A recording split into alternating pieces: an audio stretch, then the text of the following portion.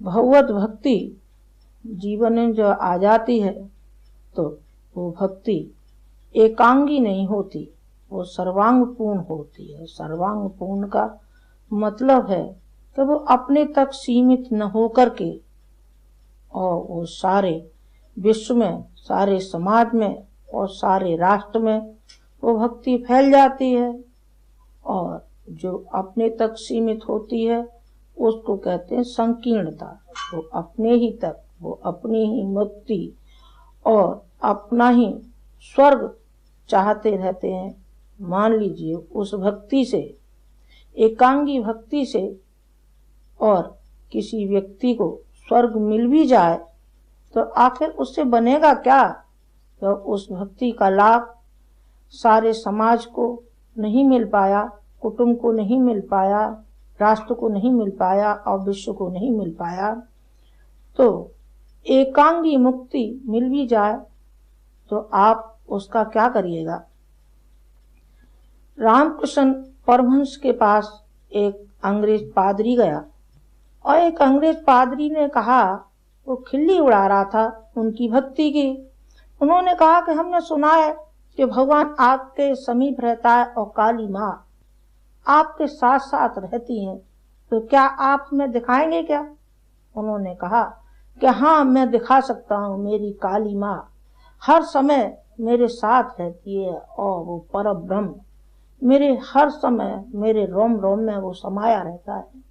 और उस पादरी को लेकर के और एक कोढ़ी की कुटिया में पहुंचे और कोढ़ी की कुटिया में जाकर के और उस कोढ़ी को उन्होंने रुई के फाये से पहले उसको पोंछा, धोया और उसकी मल्लम पट्टी लगाई किस आस्था के साथ, जैसे कि मान लीजिए साक्षात भगवान कोढ़ी के रूप में हो और वो भक्त के रूप में उसकी मल्लम पट्टी लगा रहे थे।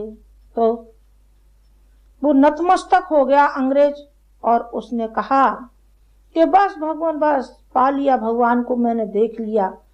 तपस्वी तिल तिल अपने को गलाते आए हैं।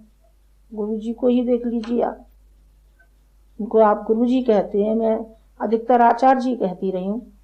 तो उन्होंने सारा जीवन तप में ही लगा दिया।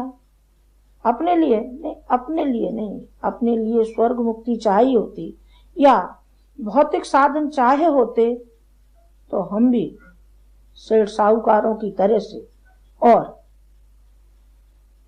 राजनीतिक क्षेत्र में गए होते तो कोई बड़े नेता हुए होते, लेकिन नहीं, हम तो उस भगवान के नेता हैं, हम तो उस भगवान के बेटे हैं जिसने जन्म दिया है और आशा की है कि भी आगे चल करके विश्व मानव को राहत पहुंचाएंगे जो पीड़ा और पतन से करहा रहा है। तो सारी जिंदगी तिल तिल करके अपने को गला दिया। इस उम्र में भी, 75 वर्ष की आयु में भी इतना कठोर तप उन्होंने किया, कर रहे हैं। कब तक पूर्ण होगा? यूं तो बसंत पंचमी तक पूर्ण हो जाता है संकल्प की दृष्टि से, तो पर और भी कुछ आगे चलेगा, ऐसा मेरा अनुमान है। तो भक्ति का सही स्वरूप समझ नहीं पाए। भक्ति का सही स्वरूप समझ जाएंगे तो फिर समझ में आ जाएगा कि भक्ति किसे कहते हैं। भक्ति बनावटी आडंबर को नहीं कहते। भगवान परखता है कि कहाँ है। चलिए इस संदर्भ में मैं आपको एक उदाहरण सुनाना चाहूंगी।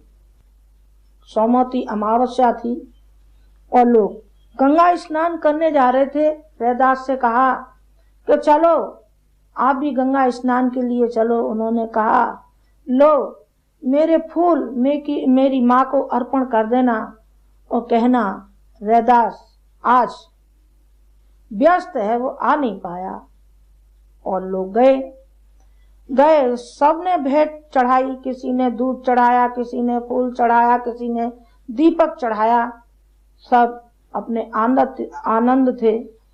लेकिन अंत में जब जो फूल रैदास ने दिए थे, उन्होंने जब अर्पण किया, उन्होंने कहा कि माँ, उन्होंने कहा है, रैदास ने कहा है कि मेरी माँ को मेरे फूल अर्पण करना और मेरी माँ हाथों में लेगी। यही हुआ। जैसे ही रैदास का शब्द आया कि दोनों हाथ गंगा ने निकाल दिए और वो फूल उसने अपनी अंजलि में ले लिए गंगा माँ ने। ये होती है उपासना, ये होती है भक्ति। भक्ति जो होती है अपने